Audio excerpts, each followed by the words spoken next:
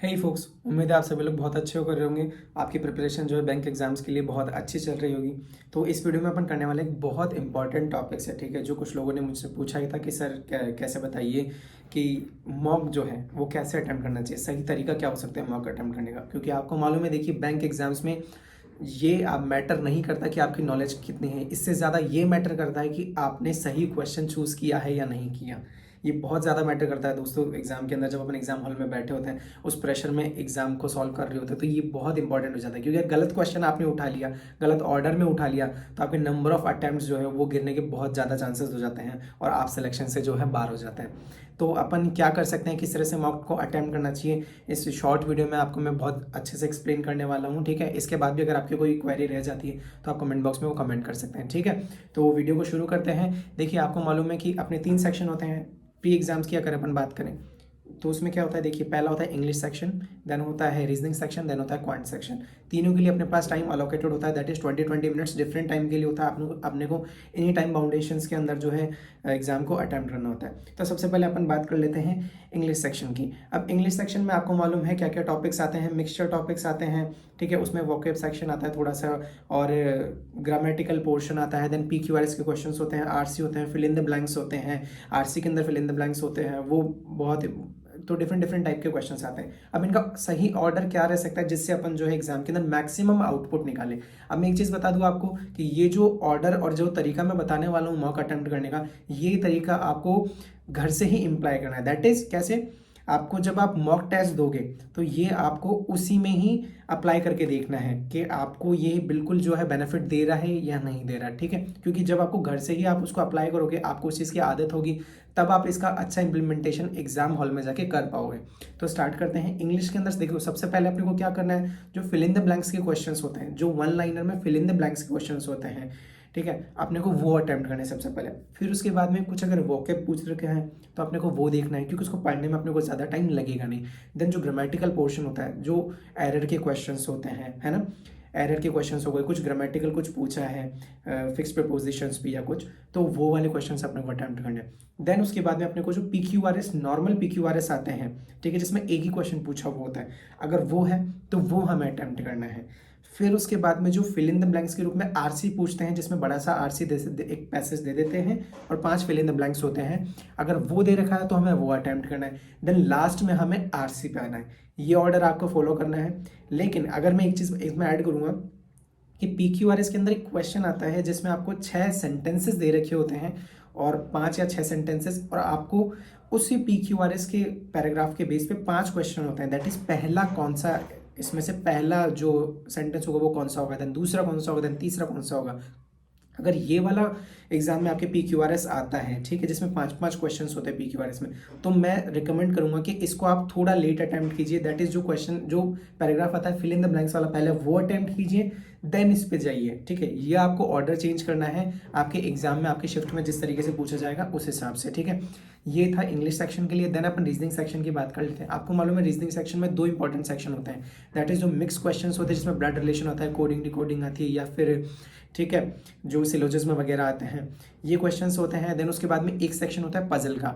अब देखिए, कुछ लोगों की स्ट्रैटेजी होती है कि पहले अपन सारे मिक्स क्वेश्चन कर लेते हैं, देन पजल अपन लास्ट में अटेम्प्ट करेंगे।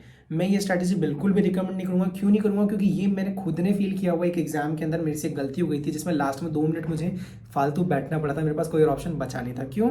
क्योंकि मैंने क्या किया था कि पहले पूरे मिक्स क्वेश्चंस अटेम्प्ट कर लिए, देन लास्ट में पजल अटेम्प्ट करने लगा, तो लास्ट में 2 जो डुएबल पजल थे वो तो हो गए, पर जो पजल थे जिनमें 3 से 3.5 मिनट लगना ही था, उसके लिए मेरे पास टाइम ही नहीं बचा था। 2 मिनट बचे थे लास्ट, और 2 मिनट मुझे फाइनली खाली बैठना पड़ता, और मेरे वो 2 मिनट पूरी तरह वेस्ट गए थे। इसके बाद मैंने अपनी स्ट्रैटेजी चेंज करी और मेरा सिलेक्शन भी हुआ। तो क्या स्ट्रैटेजी मैंने अपनाई वो मैं बताता हूँ। देखिए, आपको सबसे पहले क्या करना है कि जो मिक्स क्वेश्चन आते हैं, आपको मालूम है 10 से 12 क्वेश्चन, 15 क्वेश्चन मिक्स क्वेश्चंस के आते हैं, उसमें से 8 से 10 क्वेश्चन एटलीस्ट डुएबल होते हैं, जो सिलोजिज्म के हो गए, ठीक है, या फिर ब्लड रिलेशन का कोई इजी वाला आ गया, या डायरेक्शन सेंस का कोई इजी वाला आ गया, ठीक है, या फिर कोडिंग का कोई इजी वाला आ गया।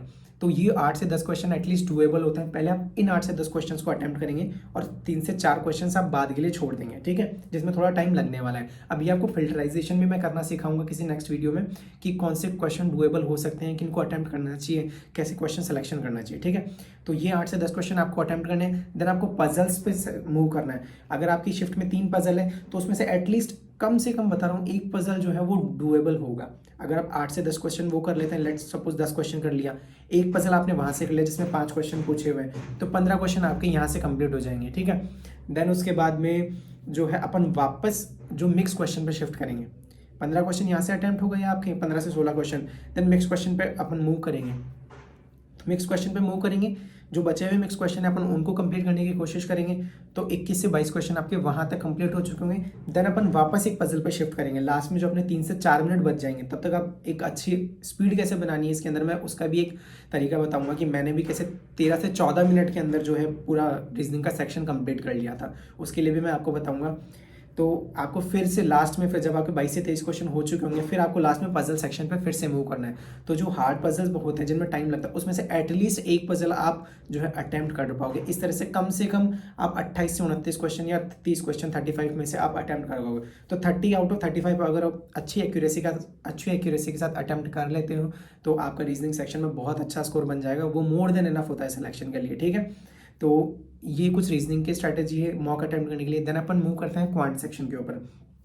क्वांट सेक्शन में मैं आपको बताता हूँ, बहुत इंपॉर्टेंट है ये स्पीड मैथ्स को कैसे अटेम्प्ट करना है, इसका ऑर्डर क्या होता है ये याद रखना, क्योंकि ये बहुत से एग्जाम्स मैंने क्लियर करके देखे और उसके बाद में मेरे को रियलाइज़ हुआ था कि हाँ ये मैं गलत कर रहा हूँ और मुझे इस चीज़ को सही करने की ज़रूरत है। तो इसमें क्या है, स्पीड मैथ्स में देखिए आपको मालूम है कि सिंप्लीफिकेशन होता है, क्वाड्रेटिक होती है और नंबर सीरीज होती है जिसमें मिसिंग नंबर और रॉन्ग नंबर सीरीज होती है। अब सबसे पहले आपको स्पीड मैथ्स अटेम्प्ट करनी है, जिसमें अगर सिंप्लीफिकेशन दे रखा है या अप्रॉक्सीमेशन दे रखा है उसके क्वेश्चन अटेम्प्ट करने हैं आपको। देन क्वाड्रेटिक अटेम्प्ट करनी है, ठीक है, ये कंपल्सरी अटेम्प्ट करना है आपको इसी ऑर्डर में।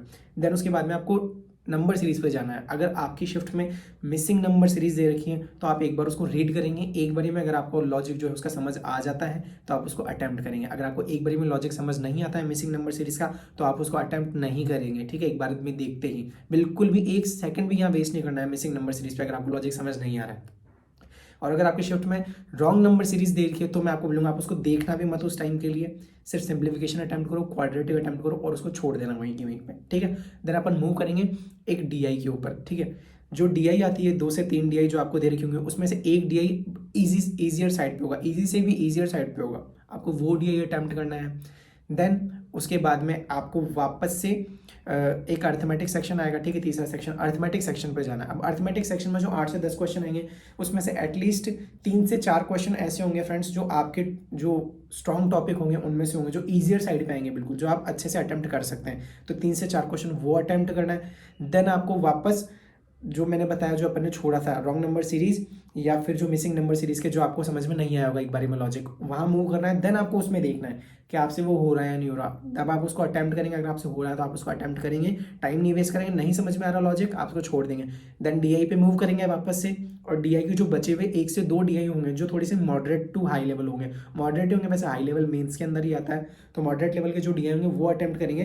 देन लास्ट में आप अर्थमेटिक के क्वेश्चंस अटेम्प्ट करेंगे। अब लास्ट में अर्थमेटिक के क्यों, क्योंकि अगर लास्ट में 1 मिनट बच रहा है तो उसके अंदर आप एक अर्थमेटिक का क्वेश्चन एटलीस्ट कर सकते हैं, लेकिन डीआई आप उसमें लास्ट में नहीं कर पाएंगे उस 1 मिनट के अंदर, ठीक है। और डीआई इजीली हो जाते हैं कंपैरेटिवली अर्थमेटिक के, ठीक है, क्योंकि अर्थमेटिक मोस्टली लोगों का वीक होता है। अब अर्थमेटिक को भी कैसे स्ट्रॉन्ग करेंगे मैं उसके लिए भी एक जल्दी वीडियो लेके आऊँगा, ठीक है।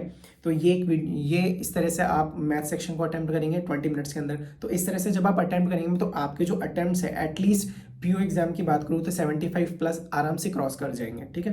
75 प्लस 80 के आसपास, 80 अराउंड आपके जो है अटेम्प्ट हो जाएंगे। और क्लैरिकल एग्जाम्स की बात करूँ तो आपके अटेम्प्ट जो है 85 टू 90 ईजिली हो जाएंगे, ठीक है। मेरे खुद के अटेम्प्ट 85 प्लस रहते थे क्लैरिकल में, ठीक है, जब मैं प्रिपेयर कर रहा था उस टाइम पे। तो आप जो क्लैरिकल में है 85 आराम से क्रॉस कर जाएंगे, और अगर पीओ में है तो 75 टू 80 इजीली इस स्ट्रैटेजी से आप अच्छी एक्यूरेसी के साथ अटेम्प्ट कर पाएंगे। तो ये एक शॉर्ट वीडियो था कि मॉक जो है कैसे अटेम्प्ट कर सकते हैं। बाकी अगर इसमें आपको कुछ कन्फ्यूजन होती है, आप मॉक अटेम्प्ट करते हैं आपको बेनिफिट नहीं मिलता है या बेनिफिट मिल रहा है जो भी, तो उसके कमेंट सेक्शन में आप आइएगा और ज़रूर मुझसे शेयर कीजिएगा, ठीक है। बाकी और भी कोई क्वेश्चन हो, कोई क्वेरी हो तो आप मुझे वो बताइएगा, मैं उसका रिगार्डिंग क्वेरी को आपको सॉल्व करने की ज़रूर कोशिश करूँगा, ठीक है। Thank you.